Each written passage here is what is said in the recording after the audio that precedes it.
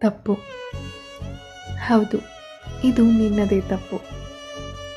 ಮಿತಿ ಮೀರಿ ನಂಬಿದ್ದು ನೀನು. ನಿನ್ನದೇ ತಪ್ಪು. ನನ್ನವರು ಎಂದು ಅತಿಯಾಗಿ ಆರಾಧಿಸಿದ್ದು ನೀನು. ನಿನ್ನದೇ ತಪ್ಪು.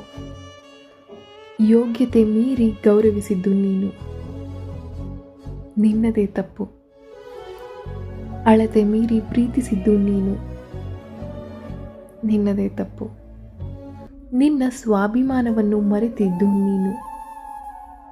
ನಿನ್ನದೇ ತಪ್ಪು.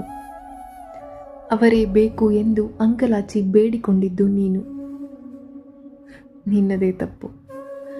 ಇಷ್ಟೆಲ್ಲ ತಪ್ಪುಗಳ ನಡುವೆ ನನ್ನಿಂದ ಆದ ತಪ್ಪಾದರೂ ಏನು ಎಂದು ಮತ್ತೆ ತಪ್ಪಾಗಿ ಯೋಚಿಸ್ತಾ ಇದೆಯಲ್ಲ.